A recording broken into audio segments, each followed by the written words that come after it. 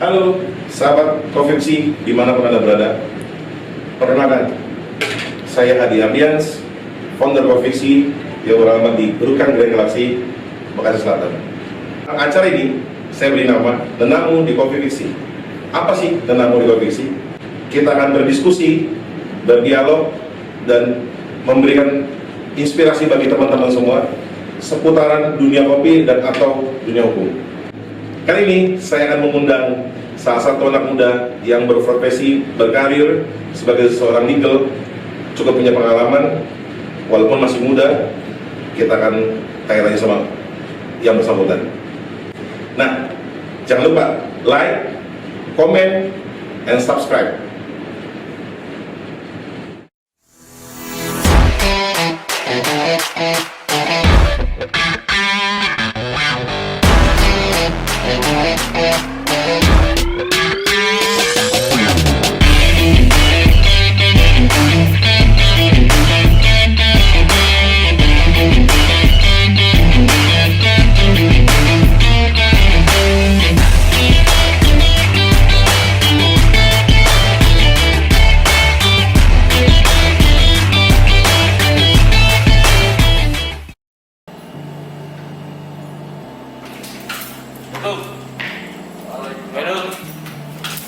Bang, apa kabar bang?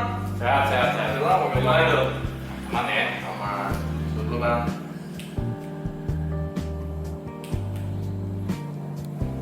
Sama cuci tangan bang. Nah, berapa derajat itu? Terus gimana juga? Berapa bang? Alhamdulillah ya. Tadi mas?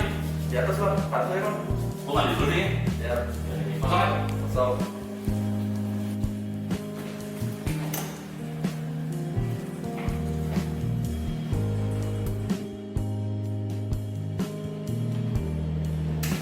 Karena saya dulu.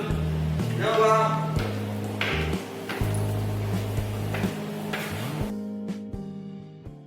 Oke.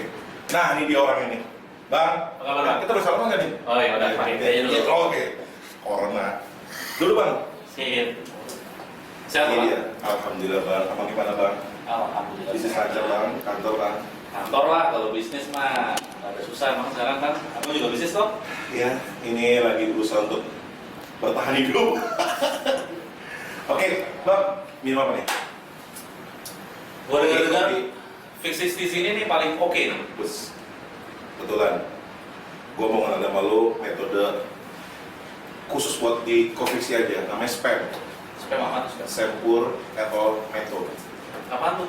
Lu kalau minum kopi ini, V60 nih, manual brew, ini mencari minuman yang paling ideal. Jadi kalau lomba-lomba manual brew itu kan diujinya kan pakai alat namanya refractometer atau blendnya, mencari titik minuman ideal, zat padat larut, TDS lah, total dissolved solids namanya. Itu ada angka idealnya. Lu mau nyobain minuman idealnya kayak gini.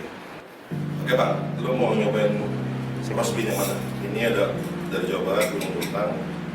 Yang ini dari Afrika, Ethiopia. Dan satu lagi juga dari Afrika, Kenya. Kenya. 2 impor, 1 lokal. Nah lokal ini dipakai lomba kemarin di Bekasi Coffee Week, kita juara 3. Oh, yang juara 3 itu ya?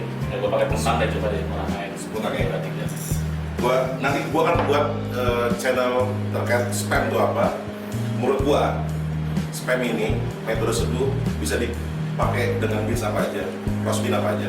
Cara nyeduhnya menurutmu pouring air ke dalam kopi itu sama semua, mau beans apa aja. Cuma 5 parameter yang berbeda yang dibedakan. Pertama gramasi dari biji kopinya. Yang kedua rasio perbandingan antara air sama kopi, air yang untuk seduh dan kopinya. Yang ketiga suhu, berapa derajat panasnya air. Yang keempat waktu, berapa lama kita nyeduh. Yang terakhir grind size, kasar, halus, middle, itu perbedaannya. Sekarang kita buat dengan dua beans yang berbeda ya. Tadi apa ini? Tunggang ya? Nah, jadi lu nyeduh kopi itu nggak cuma nyeduh doang berarti ya? Iya. Sebenarnya ya kalau bicara kopi green bean jelek, bagus, kan gue pelatihnya. Ya roster pasti jago lah. Jadi dia bisa ngerosting nanti dia punya basic arah-arah dia tersendiri. Petani itu juga kan juga nggak tahu dia tiba-tiba dia nanam kopi begitu aja kan. Pas kapan juga harus dilakukan. Jadi kan gue cuma belajar nyubinya dan ketika barista gue mau lomba kulik lah nih supaya karena ketika lomba kan salah satu penilaian itu ada namanya angka TDS. TDS itu nanti TDS nanti kita tampilin nih angka ideal dari TDS untuk manual brew khususnya V60. Kalau lomba itu ada standarnya ya berarti ya. Ini kalau gram-gramannya, rasionya apa bisa lo ceritain nggak? Rahasia perusahaan tuh ya? Nanti channel khusus lah itu. Biar gitu bang. Ini kita ngomongnya tentang hukum dan kopi, tapi ini nanti aja ceritanya. Jangan sekarang. Ini gue pakai kuntang buat lo. Gue pakai agak pakai kopi aja. Sama Dua sebelumnya. sama dong. Ini gue pakai gram yang sama karena profil roasting juga sama. Tinggal kekasaran dan kehalusannya yang berbeda. Lu belajar begini lama kan? Lu kan orang hukum nih. Tiba-tiba sekarang beralih ke jadi barista ini. Ribet nggak sih? Sebenarnya ribet nggak ribet mah tergantung waktu kita dan keseriusan kita aja bang. Pas biasa senggang, gua belajar ya di Bekasi ini banyak juga yang jago-jago. Ya gua belajar sama susu juga. Jadi kalau tidak belajarnya nggak, maksudnya kalau tidak tuh belajar sama bukan sekolah formal sama mereka-mereka yang udah ngerti di bidang Iya, kalau dengar kalau kopi ini ada sekolahnya juga ya. ada yang rata-rata kan bersertifikat kalau yang sekolah resmi. Sip, kita siapin toko ya ini.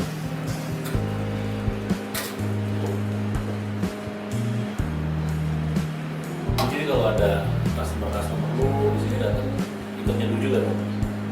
Ya kan barista gue sih ada 4 orang. Jadi kalau pas lagi mereka lagi ramai ya, kalau pas gue bisa bantu tapi nggak berjalan.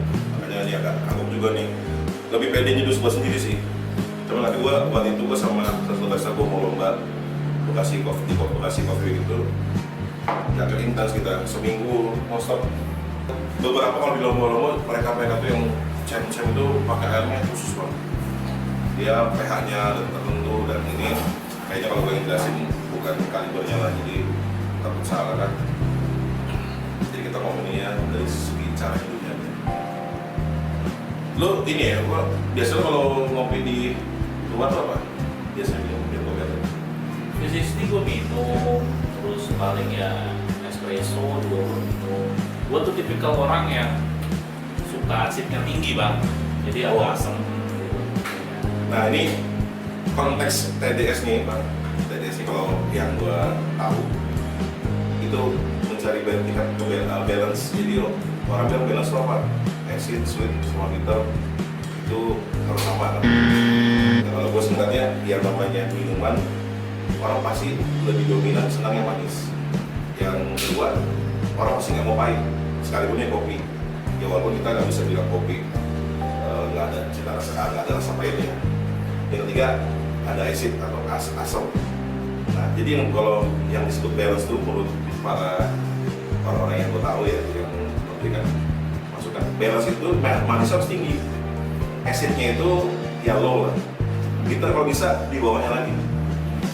Jadi kategori balance ini mudah-mudahan kita ciptakan manisnya tinggi. Ini gue bahasin dulu. Ada juga orang-orang yang nggak mau dibasahin dulu langsung sih. Cuman gue karena biasanya gue nggak bisa bilang lebih ideal mana. Biasanya nih.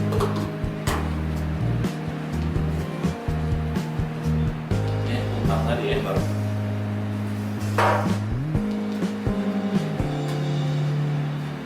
Gue keperluan uringan yang sama dengan yang antara punya sama jago.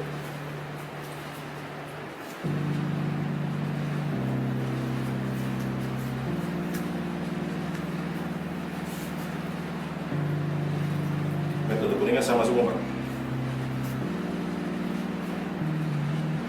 Kita bagi 4 kuningan. Itu ngaruh juga ya. Taruh. Jadi nggak langsung siram aja. Terus mak gua di rumah tinggal ngocok-ngocok gitu kan beda juga berarti rasanya. Beda. Mungkin kopinya lebih manis karena emak-emak yang masuk. Kalau nggak manis gimana udah mau.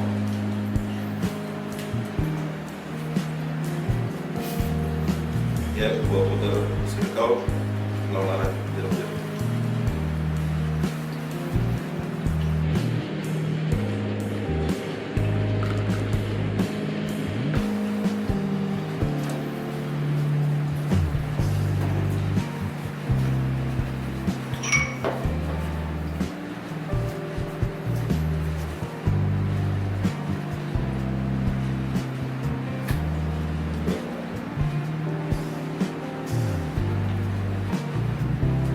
Oke.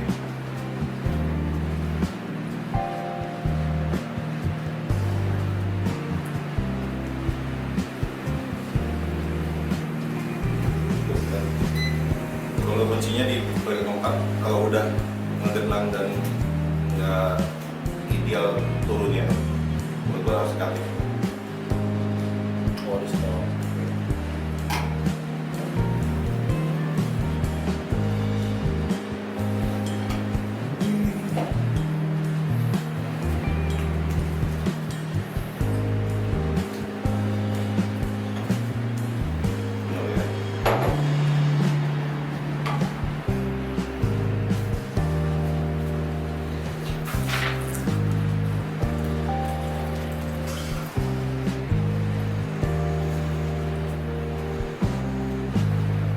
Pas ya, manis.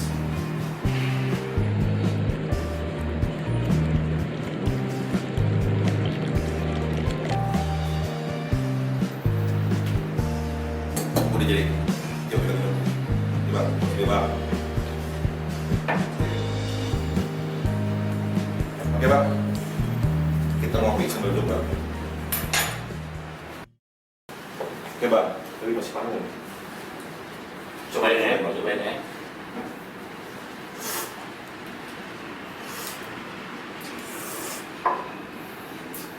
Ini kalau nggak percaya ini mana alat refrak? Kita uji Bang, kalau percaya Bang. TDS yang lo bilang tadi. Hobi. Wah, ada alat tulis dalamnya. Oh, di TDS-nya di situ. Wah tapi jual tuh Bang. Jangan dulu deh.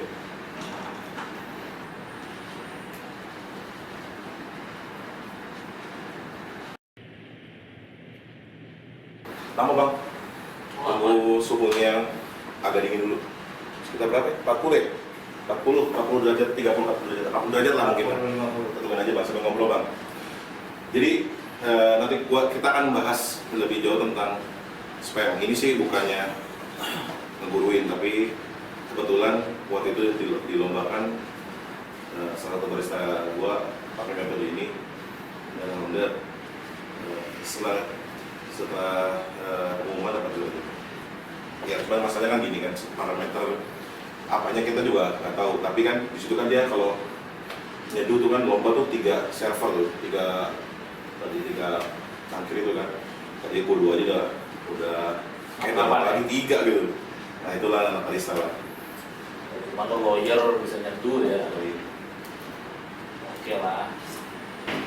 Ya kan sekarang kita udah nggak buka dine-in karena kan resiko juga kalau ngumpul rame dan ada yang positif kan nanti ikut menularkan. Kita inilah membantu pemerintah lah. Jaga aja ya kalau Jaga. belum ada aturannya kayak ini ya. Cuman kan memang diperbolehkan kalau di sini masih diperbolehkan. Nggak tahu nih PSBB nanti di Bekasi ini kita masih boleh nggak nih take away atau GoFood gitu. Kalau boleh sih alhamdulillah, kalau enggak ya udah kita daripada kita ngebangga malah ini bukan masalahnya siapa benar siapa salah, tapi efeknya buat penularan jangan sampai kita ikut menjadi salah satu faktor menularkan orang-orang menjalani positif COVID-19 ini ke Bekasi lah. Rezeki mah ada aja lah. Gimana bang? Lu kantor bang? WFA? Sebagian WFA, sebagian enggak, karena kan kalau kita lembaga jasa keuangan itu tuh memang ya harus tetap ada sebagian yang jalan operasionalnya. Kalau semuanya off, kasihan juga konsumen sebenarnya. Karena kan kita yang masuk ini juga harus bantu ya, ekonomi lagi susah, gitu, masyarakat juga lagi sulit. Ya pemerintah kan juga minta buat dikasih kebijakan lah buat orang-orang yang terdampak. Akhirnya ada sebagian yang termasuk sebagian WFH. Lu kan ini ya di perusahaan pembiayaan. Ini gimana nih? Ojek online kan, fokus kan juga mungkin income-nya masih menurun. Ya tentunya kan mayoritas nih warga negara Indonesia ini kan didominasi kan kendaraannya itu kan pasti dengan bantuan perusahaan pembiayaan. Nah, efek dari ini kan tentunya kan mereka juga mungkin secara income menurun. Bagaimana angsuran-angsuran mereka tuh, kebijakan ini kebetulan sekedar info di awal ya, beliau ini salah satu legal ya, masih muda beliau ini. Masih muda bang ya? Semudah lah, semuanya gue dari dulu. Dia legal di perusahaan dan memang salah satu bidangnya di perusahaan pembiayaan. Jadi kita tanya-tanya nih supaya jangan sampai karena gara-gara COVID-nya ada yang datang kan, gue dengar tuh berita tuh datang ke perusahaan pembiayaan, ini bagaimana angsuran katanya boleh nggak bayar atau di freeze dulu sementara waktu tuh gimana? Yeah.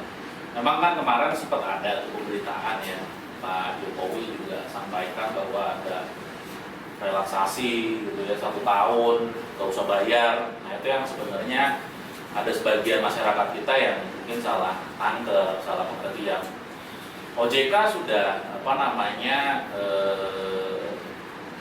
kasih aturan ya OJK 11 tahun 2020 itu, tapi memang khusus perbankan pembiayaan dia terbitkan surat edaran berikutnya lagi bahwa mengikuti ketentuan yang ada.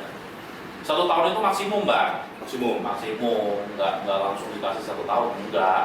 Jadi OJK itu menyampaikan untuk dikembalikan lagi ke kesanggupannya dan kesepakatan antara kita perusahaan pembiayaan dengan debiturnya. Ada yang ngasih 2 bulan, ada yang ngasih 3 bulan, mungkin ada yang 6 bulan, ada yang 12 bulan gitu ya. Ya semua tergantung nih sama dampak COVID ke si debiturnya. Nah itu hasil penilaiannya perusahaan pembiayaan. Dulu memang sempat rame tuh, banyak juga yang datang ke kantor terus nagih janjinya Pak Jokowi yang bilang 1 tahun nggak bayar. Nah itu yang kita coba sampaikan juga gitu, bahwa kalau 1 tahun nggak bayar ya sama aja kita ngarepin 1 tahun ini masih COVID nih Bang. Iya. Nah kita kan sebenarnya pengennya ya 2 bulan ke depan sudah membaik ya, nanti kita balik lagi normal lagi gitu. Tapi kalaupun ternyata ya akhirnya 2 bulan nggak balik gitu, masih tetap kondisinya sulit seperti ini ya, nanti kita kasih kebijakan lagi. Nah selama ini sih tempat gua ya kasih kebijakannya masih seperti itu. Jadi dilihat dari penilaian kita terhadap debitur, dampaknya ke dia itu gimana? Iya. Oh berarti kan nggak, arti kan 1 tahun itu ya maksimum. Kalau misalnya ternyata nih ya mudah-mudahan ya insya Allah nih bulan sebelum Ramadan ini udah selesai. Ya amin. Akhirnya kan ya kebijakan itu hilang gitu ya. Ya kan kita tinjau gitu kan. Kadang kan gini, ada yang COVID misalnya sudah selesai di Ramadan ini insya Allah gitu ya, sudah selesai. Tapi kan dia masih terdampak nih, karena usahanya masih belum pulih dan segalanya. Nah itu nanti mungkin bisa kita kasih kebijakan juga gitu, untuk dia dalam memulihkan usahanya. Nah itu balik lagi yang tadi, harus juga ada masyarakat juga paham bahwa sulit, semua memang lagi sulit gitu begininya. Ya kita ikutin aturan aja, apa yang sudah diatur sama pemerintah, diturunkan perusahaan pembiayaan gitu ya. Nah, ya mereka ngikutin aja, jangan sampai kata kios kan kalau kondisi ini. Iyalah, ini musibahnya bersama, bukan siapa musuhnya, ini semua mengalami musuh yang sama, yaitu COVID-19 ini. Berarti kalau ya ini kan biar clear ya buat para pemirsa nih, saya dari TV kita. Jadi Covid fiksi yang disebut masuk dalam kategori para debitur yang bisa dapat kebijakan seperti itu? Apakah seluruhnya atau sebagian? Nih kita tanya langsung sama praktisinya langsung yang berkecimpung di perusahaan pembiayaan. Itu seluruhnya atau memang ada kualifikasi orang-orang yang boleh dapat kebijakan dan bagaimana caranya gitu untuk mendapatkan itu? Nah, OJK itu sudah kasih arahan ke kita, perbankan, perusahaan pembiayaan gitu ya, sudah kasih arahan bahwa yang bisa dikasih kebijakan itu hanya debitur-debitur terdampak.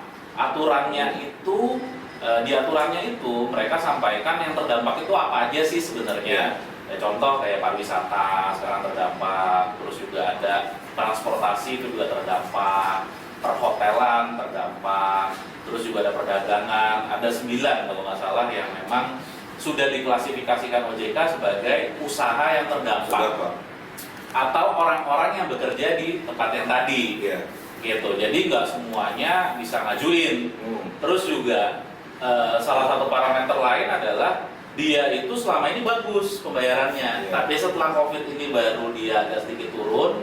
Nah itu yang bisa dikasih. OJK juga wanti-wanti itu bahwa nggak boleh nih dengan adanya kebijakan relaksasi COVID ini.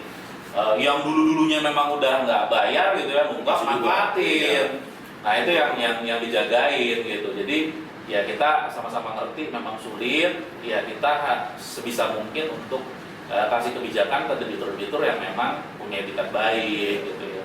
Kalau ditanya caranya, ya apalagi sekarang ya kita udah operasionalnya terbatas, terus juga sebisa mungkin nggak ada tumpukan di kantor-kantor kita, cabang gitu untuk ininya. OJK minta untuk pakai metode tanpa tatap muka. Jadi kalau tempatnya gua itu ngajuin via website. Ada sebagian mungkin yang punya aplikasi yang ngajuin via aplikasi. Sebisa mungkin nggak usah datang ke kantor. Karena kan datang ke kantor rame-rame, wah numpuk lagi, nyebar lagi COVID, wah repot. Kita nggak tahu juga ada yang betul, kasihan gitu untuk ininya. Nah makanya nih kemarin sempat ada juga ribut-ribut, ricu-ricu datang ke kantor semuanya. Nah itu yang kita sebenarnya sayangkan. Kalau memang mau ngajuin kebijakan, harusnya semua perusahaan pembiayaan itu sudah punya channelnya sendiri-sendiri gitu. Jadi ada yang pakai website gitu ya, ikutin, pakai itu aja, sabar karena kan yang ngajuin banyak nih Pak. Jadi butuh waktu proses juga. Betul. Nah perusahaan pembiayaan kan juga berusaha sebaik mungkin pastinya untuk melayani semua konsumennya. Tapi ya diharapkan konsumen itu sabar, gitu sabar. Nah kalau memang yang ngerasa bahwa mampu gitu ya, maksudnya masih mampu untuk melakukan pembayaran, lebih baik ya bayar dulu untuk ininya, jangan mengharapkan kebijakan karena kasihan buat orang-orang yang memang benar-benar nggak mampu tadi itu ya lebih baik memang mereka yang ini. Nah, maksud kita juga jangan sampai ya tadi dimanfaatkan ke hal-hal yang nggak benar juga kebijakan yang dikasih pemerintah sama yang diturunkan perusahaan pembiayaan ini. Ya, jadi ya yang nunggak udah tahunan lalu ya nggak bisa manfaat ini gitu ya. Ya contoh kalau misalnya memang dia selama ini rutin bayar, ternyata memang ada efek dari wabah COVID ini ya pasti kan ekonomi mereka juga berpengaruh ya. Dan mungkin ya tadi ada satu perusahaan juga di salah satu perusahaan pembiayaan tempat beliau ini bekerja ya lihat website, aplikasi segala macam. Karena ya bukan nggak mau didatengin ke kantor ya, kalau datang 100 orang kan malah ntar ditangkapin karena kita bikin kerumunan bagaimana gitu. Jadi tetap tenang, jangan tergopoh atau emosional menyikapinya. Oh ya belum gue kasih tahu nih acaranya apa nih, udah asik aja kita udah lama. Kebetulan saya sama beliau ini udah kenal lama. Beliau ini dulu senior saya, atasan saya. Tuanya aja kali, bisa aja Tino. Ya, jadi di kali ini dan seterusnya gue akan bikin bang channel tentang nama judul ini Nenamu di Konfiksi. Jadi konten ini gue mau bahas karena ini coffee shop ini adalah coffee shop Resamse Juris de Jure gitu kan. Ya kita harapnya semua customer di Konfiksi ini tahu tentang kopi, minum kopi, ngerti hukum dengan minum kopi, yang ngerti artinya bukan seluruhnya. Jadi kita berikan pemahaman sedikit ya kayak begini lah karena lagi masalah COVID dan ada pembatasan tadi social distancing, jadi kita bikin melalui konten YouTube. Nah, kali ini Nenamu di Konfiksi namanya. Kita undang salah satu praktisi. Jadi karena hukum, pasti teman-teman mahasiswa hukum di fakultas hukum atau adik-adik yang mau masuk kuliah hukum, mungkin ada gambar, wah kalau sarjana hukum nanti lulus tuh kerjanya apa gitu. Orang mungkin orang tuh lawyer, jaksa, hakim, atau bahkan polisi gitu. Kita akan bahas di setiap channel kita ini, bahas di dalam Murba Fiksi, kita akan bahas tentang profesi yang backgroundnya itu adalah para sarjana hukum. Salah satunya nih, mungkin orang bahas tentang lawyer udah banyak mungkin ya. Nggak usah tentang di channel pun, ketika ada kasus-kasus artis kan banyak lawyer yang tampil. Kita akan bahas profesi yang namanya legal di perusahaan. Itu kayak gimana, dan kalian juga ketika lulus kuliah kan minimal nih dari pembicaraan ini dapat bekal kan.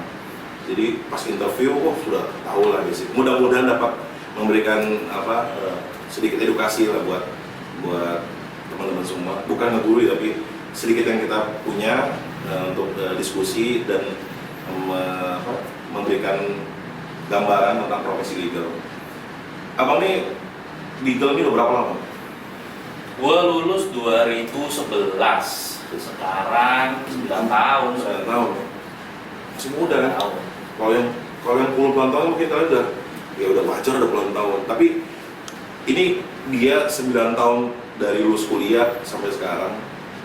Bagaimana tiba-tiba jadi legal? Itu kan kalian juga perlu tahu juga. Jadi ketika kalian lulus kuliah nih, yang tadi saya bilang lulus kuliah, kalian udah tahu interview ke perusahaan, jabatan sebagai legal, apa aja kerjanya, bagaimana, apa beda sama lawyer itu sendiri, kita akan bahas ke depan, Bang. Ya. Jadi buat mahasiswa baru gitu ya. Mahasiswa baru atau yang udah mau lulus nih, karena ya mungkin kalau ya lu ngalamin juga nggak waktu di kuliah. Kita kuliah habis lulus kuliah tuh kerjanya apa sih? Ya, taunya cuma jaksa, kasir gitu ya. Ternyata ada loh profesi legal yang mungkin kerja juga sama di bidang hukum juga, tapi kan apakah sama dengan sebagai lawyer kah atau selain itu ada lagi kegiatannya gitu kan. Nah, karena rata-rata di perusahaan yang mungkin sudah besar ya pasti ada legal departemennya atau divisi legalnya.